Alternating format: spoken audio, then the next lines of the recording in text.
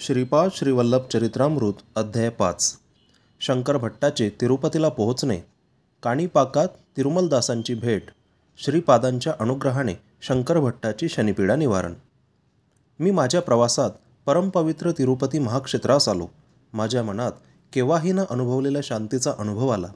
तिरुपती महाक्षेत्रातील पुष्करणीचे स्नान करून श्री व्यंकटेश्वराचे दर्शन घेतले. मंदिराच्या अंगणातच ध्यानस्थ झालो. ध्यानात श्री व्यंकटेश्वरांना स्त्रीमूर्ती रूपात पाहिले. बाल त्रिपुर सुंदरी या रूपात पाहिलेली मूर्ती थोड्या क्षणांतच परमेश्वरांच्या रूपात बदलली आणि थोड्या वेळाने महाविष्णूच्या रूपात बदलली. ध्यानात असतानाच काही वेळाने ती मूर्ती 14 वर्षांचे वय असलेल्या अतिसुंदर काया धारण केलेल्या बालयतीच्या रूपात प्रकट झाली. त्या बालयतीची दृष्टी अमृतमय असल्याचे जाणवले. नेत्रद्वयातून हजारो मातेच्या वात्सल्या अनुरागाची जणू वर्षाच होत होती. एवढ्यातच त्या बालयतीजवळ काळ्या रंगाचा एक कुरूप माणूस पोहोचला. तो त्या बालयतीस म्हणाला, श्रीपाद श्रीवल्लभ प्रभू, आपण साऱ्या जगाचे नियंत्रण करणारे आहात. तुमचा भक्त असलेल्या शंकर भट्टाला आजपासून 7:30चा प्रारंभ होत आहे. या विश्वात अनेक प्रकारचे कष्ट आहेत, ते मी त्याच्या अनुभवास आणीन. प्रभूंच्या आज्ञेसाठी येथे उभा आहे. करुणासागर प्रभू म्हणाले, अरे शनेश्वरा, तू कर्मकारक आहेस. जीवांना कर्मफलितांचे अनुभव करवून त्यांना कर्मविमुक्तच करतोस. तू तुझ्या धर्माला अनुसरून कर्तव्य कर. आश्रित जनांचे रक्षण करणे ही माझी प्रतिज्ञा आहे. म्हणून शंकर भट्टाला मी तुझ्यापासून झालेल्या कष्टकाळात सहाय्य करून कशी सुटका करून देतो ते तू बघ. श्रीपाद महाराज आणि शनेश्वराचे असे संभाषण झाल्यावर दोघेही माझ्या ध्यानातून निघून गेले. परंतु नंतर भगवान मूर्तीचे ध्यान करणे कठीण झाले. माझ्या कष्टकाळाची सुरुवात झाली. श्रीपादांकडून माझी कष्टातून सुटका होईल याचा दृढ विश्वास होता. मी तिरुमलाहून तिरुपतीला आलो. तिरुपतीच्या रस्त्यावर मनाला वाटेल तसे चाललो होतो. मन चंचल होते.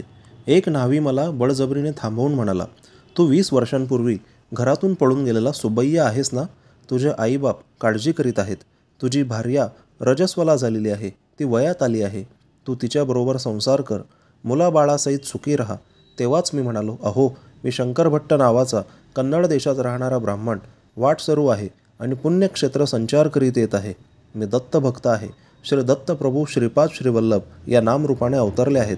असे ऐकून कुरुगड्डीला प्रयाण आरंभिले आहे. परमपवित्र गायत्रीची शपथ घेऊन सांगतो, मी ब्रह्मचारी आहे. मी तुम्ही म्हणता तो सुबैया न्हावी नाही. परंतु माझा आवाज ऐकणारे कोणी नव्हते. तेथे पुष्कळ लोक जमा झाले होते. प्रत्येकजण कोणत्या न कोणत्या रीतीने माझी निंदाच करीत होता. मला सुबैया नावाच्या माणसाच्या घरी नेण्यात आले.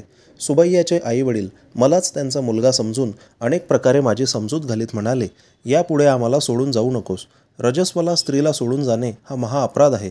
त्यातील एक माणूस म्हणाला, सुबैया दाढी आणि मिशांनी झाकला गेला आहे. याचे क्षौरकर्म केल्यास पूर्वीची कळा येईल. मी सुबैया नाही असे अनेकदा सांगितले, परंतु माझे ऐकणारे कोणीच नव्हते. बळजबरीने माझे क्षौरकर्म करण्यात आले. गुडगुडीत गुंडू केला. दाढी मिशा पण काढून टाकल्या. माझ्या गळ्यातील पवित्र यज्ञोपवीतसुद्धा काढून टाकले. माझ्यासाठी त्यांच्या माहितीतल्या एका भूतवैद्याला बोलावण्यात आले. त्याने चित्रविचित्र अशी वेशभूषा केली होती. त्याच्या भयंकर दृष्टीनेच माझ्या हृदयात कापरे भरले. मला बांधून चाकूने माझ्या डोक्यावर वार केला गेला. त्यावर लिंबाचा रस आणि विविध प्रकारचे रस ओतले गेले. मला तो त्रास सहन होत नव्हताच. हा सगळा छळ झाल्यावर सुबैयाला ब्राह्मण भूताने पछाडले आहे. म्हणूनच हा जानवे घालून मंत्र बरळतो असा निर्णय घेण्यात आला. तिरुपतीत असलेले ब्राह्मणसुद्धा स्तब्धच झाले होते. या नगरात आलेला वाटसरू सुबैयाच आहे. त्याला एका ब्रह्मराक्षसाने बाधले आहे असेच ते समजले. मला त्या गावातील मोठ्या श्रेष्ठ ब्राह्मणांकडे नेले गेले. मी कन्नड देशीय स्मार्त ब्राह्मण आहे. भारद्वाज गोत्राचा आहे. नमक चमक मला येते. संध्यावंदन पण करतो असे माझ्या सांगण्यावर त्यांचा विश्वासच नव्हता. सुबैयास एका कन्नड ब्राह्मण भूताने झपाटले आहे. त्यासाठी योग्य चिकित्सा करून परत पूर्वीसारखे करावे असे त्या श्रेष्ठ ब्राह्मणांनी सांगितले. घावाने झालेल्या त्रासाने मी चक्रावून गेलो. माझे रुदन केवळ अरण्य रुदनासारखेच झाले. शुद्धीवर आलो तेव्हा माझ्यासमोर माझ्यासारखाच काडे तेज असलेला एक विकृत आकाराचा माणूस बसलेला आहे असे मला वाटले. तो माझ्याशी काही न बोलता माझ्यामध्ये सामावून गेला. माझ्याशी तदाकार झाला. 7:30च्या प्रभावाने 7.5 वर्ष माझा कष्टकाळ आहे याची कल्पना मला आली. श्रीपाद श्रीवल्लभच या कष्टाच्या काळात माझे रक्षण करतील असा मला दृढ विश्वास होता. तेवढ्या तापातसुद्धा मी मनात श्रीपाद श्रीवल्लभांचे नामस्मरण करीत होतो. श्रीचरणांचे नामस्मरण केल्याबरोबर माझा त्रास कमी होण्यास सुरुवात झाली. भूतवैद्य मात्र कोंबड्या बकऱ्यांची बळी देत चित्रविचित्र पूजा करीत होता. मला मात्र पथ्याचा आहार दिला होता. सुबैयाला ब्राह्मण बुताने बांधले आहे, त्यामुळे त्याला शाकाहारच दिला पाहिजे असे मांत्रिकाने सांगितले. श्रीपादांच्या अनुग्रहानेच मला शाकाहार दिला गेला. याचे मनाला बरे वाटले. 3 दिवस मी तीव्र नरक यातना भोगल्या. त्या संकटात सुद्धा मी श्रीचरणांचे स्मरण न चुकवल्यामुळे 4थ्या दिवसापासून संकटे येणे बंद झाले. ते लोक माझ्या शरीरावर चित्रविचित्र असे प्रयोग करीत होते. मांत्रिक मधून चाबकाने मारत होता. श्री वल्लभा शरणम शरणम अशी दीनतेने हाक मारीत मी रडत होतो. श्री दत्ताची अनन्य भक्तीने सेवा करणाऱ्याला ही अशी नरकबाधा कशी असते याचे मला आश्चर्य वाटत होते. तेवढ्यातच विचित्र घडले. माझ्या शरीरावर चाबकाचा मार बसला, परंतु मला किंचितसुद्धा त्रास झाला नाही. तेव्हा मांत्रिकच रडू लागला. तो मला मारत होता, पण त्याच्या माराचा त्रास त्यालाच होत होता. हे कसे घडते हे त्याला समजत नव्हते.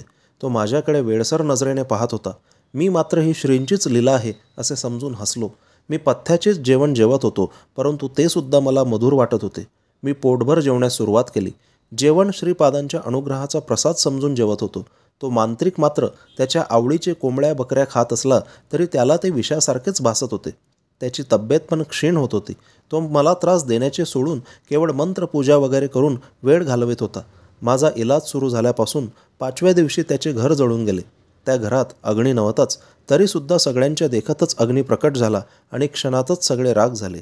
6व्या दिवशी तो खिन्नतेने सुबैयाच्या घरी आला व म्हणाला, सुबैयाला लागलेले ब्राह्मण भूत हे मांत्रिक होते. त्याने माझ्या घराला मांत्रिक प्रयोगाने दग्ध केले. वेताळ वगैरे अनेक क्षुद्र शक्तींना प्रसन्न करण्यास अनेक प्रकारच्या पूजा कराव्या लागतील. त्यासाठी अधिक धनराशी लागेल असे त्याने सूचित केले. मंत्रतंत्राचा काहीच उपयोग नव्हता. मांत्रिक धनाच्या आशेने असे वागत होता हे मला माहीत होते. विधीचे विधान मानून मान खाली घालून सुबैयाच्या पत्नीला माझीच पत्नी म्हणून स्वीकार करण्याची वेळ आल्यास त्याच्यापेक्षा अधिक लाजिरवाणी परिस्थिती काय असणार? त्यापेक्षा मोठा विश्वासघात कोणता असू शकतो याची मला खंत वाटली. विधी माझ्या जीवनाशी एवढ्या क्रूरतेने का खेळत आहे समजत नव्हते, उलगडत नव्हते. माझे काळीच कापत असल्याचा अनुभव येत होता. मी सुबैयाच्या आईबापांना म्हणालो, माझे मायबाप, तुमच्या सर्व स्थावर संपत्तीची विक्री करून या मांत्रिकाच्या मायाजाळात पडू नका. माझी तब्येत चांगलीच आहे. मी तुम्हाला आईबापासारखेच मानतो. तेवढ्यावरच मला मांत्रिकाकडून मुक्ती मिळाली. सुबैयाचे आईवडील अत्यानंदित झाले. त्यांच्या डोळ्यातील आनंद पाहून माझे डोळे पण ओले झाले. परस्त्री माते समान असते म्हणून येणाऱ्या संकटातून माझी रक्षा करावी, धर्मभ्रष्ट होऊ देऊ नये अशी अत्यंत दीनपणे मनातल्या मनातच श्रीपादांची प्रार्थना करीत होतो. माझा इलाज सुरू झाल्यावर 8व्या दिवशी माझी सेवा करणाऱ्या सुबैयाच्या पत्नीला बघून म्हणालो, माझ्या बाबतीत तू काय समजतेस? मी खरा सुबैयाच आहे यावर तुझा विश्वास आहे का? त्यावर ती म्हणाली, मी 2 वर्षांची असताना माझे लग्न झाले. आता माझे वय 22 वर्ष आहे. आपण माझे पती आहात का नाही ते त्या परमेश्वरालाच माहीत, दुसऱ्या कोणालाही माहीत नाही. नूतन यौवनात पदार्पण केलेल्या पत्नीस पाहून पुरुष स्थिर राहू शकत नाही.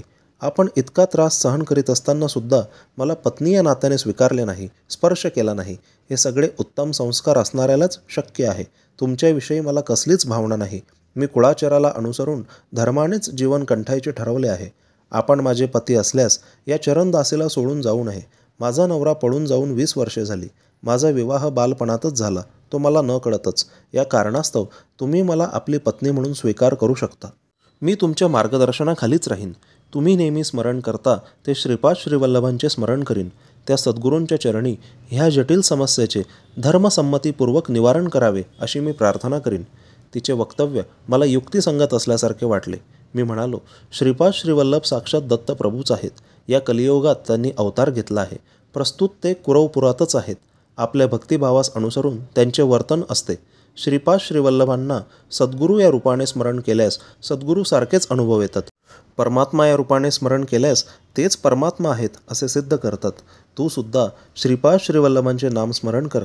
अचूक कर्तव्याचा बोध होईल. सगळ्यांना आनंदमय परिणाम लाभतील. त्या दिवशी वाड्यात भविष्य सांगणारा एक माला जंगमाला. जंगमाच्या वेशात असलेल्या त्या माणसाकडे ताडपत्री ग्रंथ होते. आमच्या वाड्यातील सर्वजणांना थोड्याच कालावधीत तो फार आदरणीय झाला. त्याला भेटलेल्या सर्व भाविकांना तो भूत भविष्याची माहिती अत्यंत अद्भुत प्रकारे सांगत असे. त्याच्या जवळचे ताडपत्र ग्रंथ हे नाडी ग्रंथ असून त्याला रमलशास्त्र असे नाव होते. त्यातील विषय अचूक असून त्यात सांगितलेल्या घटना बरोबर घडतात असे तो सांगत असे. सुबैयाच्या जनकांच्या समजुतीसाठी तो आमच्या घरीसुद्धा आला. माझ्या हातात थोड्या कवड्या देऊन त्या खाली टाकण्यास सांगितल्या. त्यानंतर गणित घालून त्याच्या ताडपत्राच्या ग्रंथातून एक पत्र काढून त्याने वाचण्यास सुरुवात केली. प्रश्न केलेला माणूस शंकर भट्ट नावाचा कन्नड ब्राह्मण आहे. दत्तावतारी श्रीपाद श्रीवल्लभांच्या चरित्राचे लिखाण हाच करेल. पूर्वजन्मी हा आणि याचा एक मित्र कंदुकूर या शहराच्या थोड्याच दूर असलेल्या मोगलीचर्ला या ग्रामात जन्मले. जुगार खेळण्यात त्यांची विशेष आसक्ती होती. त्या ग्रामात एक प्रसिद्ध स्वयंभू दत्ताचे देऊळ होते. हा श्री दत्त देवालयाच्या अर्चकाच्या भावाच्या रूपात जन्मास आला. मोठ्या भावाच्या अनुपस्थितीत पूजा वगैरे हाच करीत असे. दत्त देवालयाच्या प्रांगणात हा आणि याचा मित्र दोघेही जुगार खेळण्यात मग्न असत.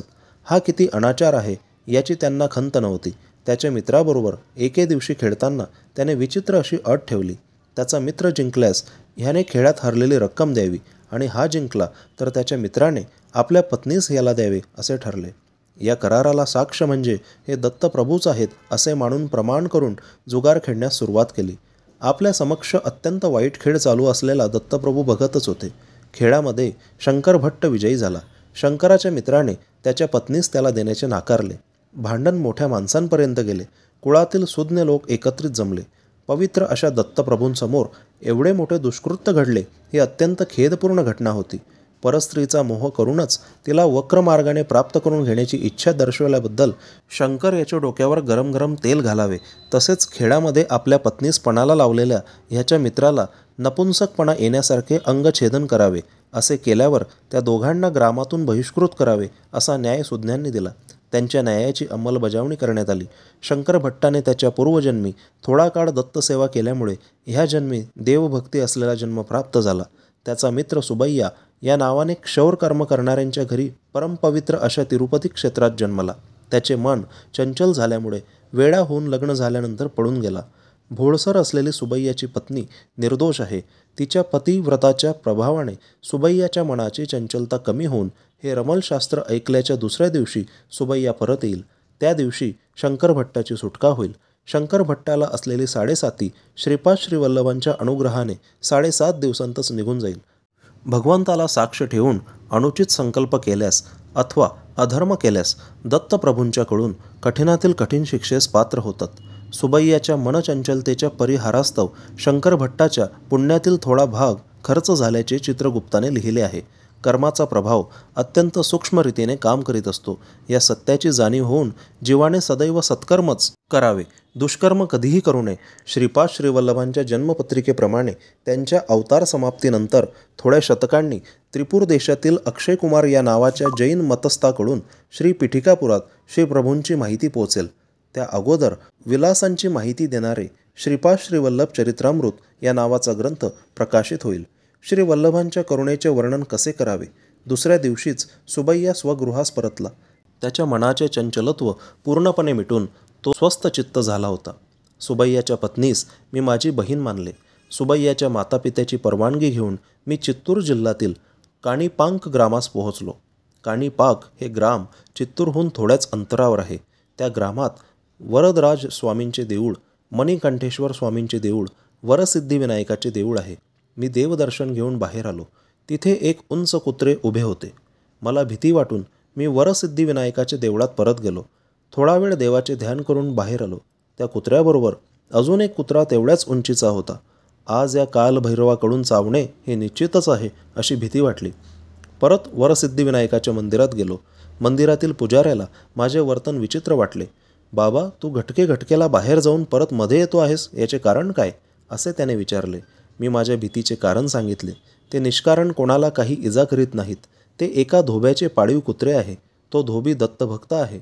श्रीपाद श्रीवल्लभ या नामाने श्री दत्तांनी या भूमीवर अवतार घेतला आहे असं तो सांगत असतो. धोब्यांना देवालयात प्रवेश निषिद्ध नाही, तरीसुद्धा तो या देवळामध्ये येत नाही. त्याच्या कुत्र्यास पाठवतो. मी स्वामींच्या प्रसादाचे गाठोडे बांधून देतो. ते घेऊन ते त्याला देतात. तू 2च कुत्रे पाहिले असे सांगितलेस. एकूण 4 कुत्रे आल्यावरच मी प्रसाद देतो. अजून 2 कुत्रे आले का ते पाहूया असं तो पुजारी म्हणाला. आम्ही बाहेर येईपर्यंत 4 कुत्रे होते. पुजाऱ्यांनी प्रसादाचे गाठोडे करून दिले. ते 4ही कुत्रे माझ्या 4ही बाजूंनी आले आणि त्यांनी मला घेरले. पुजारी म्हणाला, कुत्र्यांच्या मर्जीप्रमाणे तू त्या धोब्याकडे जा. तुला शुभकारकच होईल. माझ्या जीवनातील प्रत्येक घटना श्रीपाद श्रीवल्लभांच्या निर्देशानेच घडत असते असा माझा विश्वास होता. सुबैयाच्या घरात घडलेल्या घटनेने कुळ मतभेद नसावा असे मला वाटले. एक चांडाळ ब्राह्मण कुळात जन्म घेऊ शकतो. या जन्मातील ब्राह्मण दुसऱ्या जन्मात चांडाळ रूपाने जन्म घेऊ शकतो. मानव आपण केलेल्या पापपुण्याचे गाठोडे घेऊन जन्मजन्मांतराच्या कर्मप्रवाहात वाहत जात असतो. शंकर भट्ट आणि तिरुमलदासांचा संवाद. मी धोब्याच्या राहत्या गल्लीत आलो. तिरुमलदास असे नाव असलेला तो रजक 70 वर्षांचा म्हातारा होता. तो त्याच्या झोपडीतून बाहेर आला. मी घरात गेल्यावर त्याने मला एका पलंगावर बसवले. ब्राह्मण जन्माचा माझा अहंकार पूर्णपणे गेला होता. श्रीपाद श्रीवल्लभांचे भक्त कोणीही असले तरी मला आत्मीयांसारखेच दिसत होते. वर सिद्धिविनायकाच्या देवळातील प्रसाद तिरुमलदासाने मला खाण्यास दिला. मी प्रसाद ग्रहण केला. नंतर तिरुमलदासाने सांगण्यास सुरुवात केली. ऐनविल्लीचे गणपतीच श्रीपाद श्रीवल्लभ म्हणून अवतरले. ते म्हणाले, बाबा, आजचा दिवस माझ्या अत्यंत भाग्याचा आहे. आपल्या दर्शनाचा लाभ घडला. तुम्ही माझ्याकडे कधी याल? माल्याद्रीपुराचे आणि श्री पिठिकापूर येथील विशेष वार्ता कधी सांगाल याची उत्सुकतेने वाट पाहतो आहे. बाबा शंकर भट्टा, वर सिद्धिविनायकाचा प्रसाद घेतलास.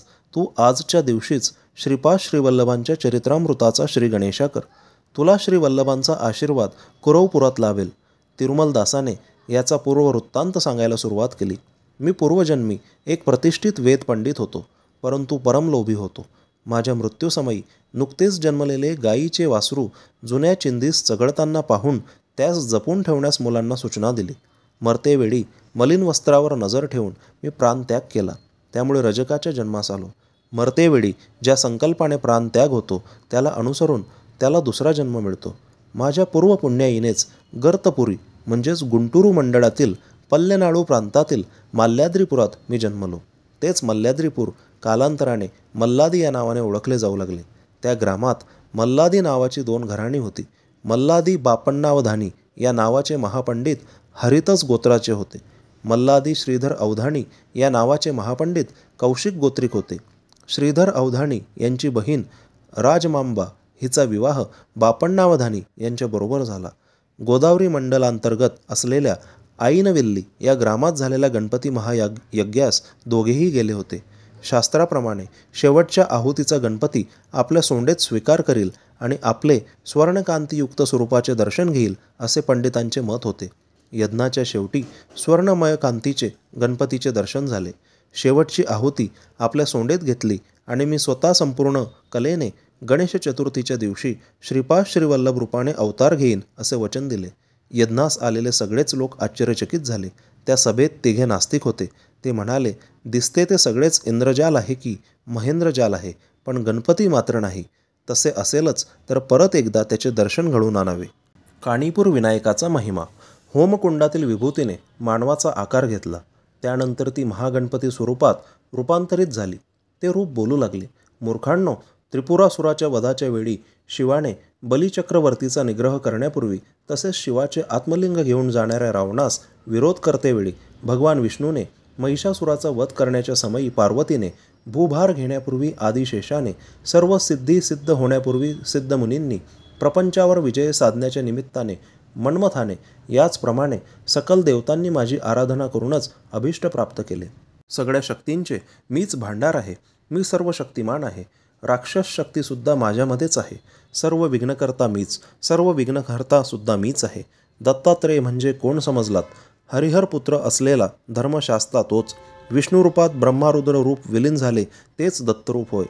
धर्मशास्ता रूपात गणपती, षण्मुख रूप विलीन झालेले हे सुद्धा दत्तरूपच आहे. दत्तात्रेय हे सर्व काळ त्रिमूर्ती स्वरूपच असतात. श्रीपाद श्रीवल्लभ रूपात महागणपती असल्याने गणेश चतुर्थीच्या दिवशीच त्यांचा अवतार होईल. त्यांच्यामध्ये सुब्रह्मण्यांचे तत्व असल्याने ते केवळ ज्ञान अवतार म्हणून ओळखले जातील. धर्मशास्त्र तत्वामुळे ते रूप समस्त धर्म कर्माचे आदी आणि मूळ असे समजले जातील.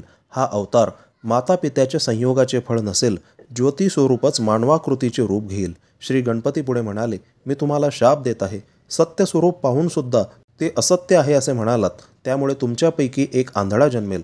सत्य स्वरूपाची प्रशंसा न करता टिंगल केल्यामुळे तुमच्यापैकी एक मुका जन्मेल. एवढा जनसमुदाय निजभक्त त्या सत्याच्या बाबतीत सांगत असता दुर्लक्ष करून न ऐकल्यामुळे तुमच्यापैकी एक बहिरा जन्मेल. तुम्ही तिघे बंधुरूपाने जन्माल. माझ्या स्वयंभू मूर्तीचे दर्शन घेतल्यावरच तुम्ही दोषरहित व्हाल. बाबा, ते तिघेही या काणीपुरात भावंडांच्या रूपात जन्मले. त्रिमूर्तींना दूषण दिल्यास घोर अनर्थ होतो. ही 3 भावंडे 1 एकर जमिनीत याच ग्रामात उत्पन्न काढीत असत. त्या शेतात पायथ्याला एक विहीर होती. मोटेच्या सहाय्याने पिकांना पाणी देण्याची सोय केली होती. एका वर्षी दुष्काळ पडला. जमिनीतील पाणी वाळून गेले. एके दिवशी विहिरीत असलेले पाणी सारे खर्च झाले. फावळा घेऊन तिघेही वाळू काढण्याच्या प्रयत्नात होते. त्या पाण्याखालील भागात असलेल्या दगडावर फावळा लागून रक्ताचा फवारा वर आला. रक्त हाताला लागल्याने मुक्याला वाचा फुटली. पाणीसुद्धा विहिरीत यथाविधी भरू लागले. पाण्याच्या स्पर्शाने बहिरेचा दोष गेला. तिसऱ्या आंधळ्याने त्या पाण्यातील दगडाला स्पर्श केल्यामुळे त्याचे अंधत्व नाहीसे झाले. त्या स्वयंभू विनायकाच्या दगडी मूर्तीच्या डोक्यावर फावळा घालून रक्तास्रवास आरंभ झाला. ती स्वयंभू मूर्ती बाहेर काढण्यात आली. त्या वरसिद्धी विनायकाची प्रतिष्ठापना करण्यास सत्य ऋषीश्वर असे नामांतर झालेले बापण्णावधानी आणि त्यांचा मेवणा श्रीधरावधानी या ग्रामास आले होते. वरसिद्धी विनायक त्यांना म्हणाले, महाभूमीमधून या लोकात आलो. पृथ्वी तत्वावर अवतार घेतला. हे तत्व कालांतराने अनेक रूपात रूपांतर होईल. जलतत्वात, अग्नितत्वात, वायुतत्वात, आकाशतत्वात माझे अवतरण झालेलेच आहे. ऐनविल्लीमध्ये तुम्ही केलेल्या महायज्ञातील भस्मानेच हे रूप धारण केले. नंतरच्या कर्तव्याचे आदेश देतो. श्रीशैल्यामध्ये कळा कमी आहे.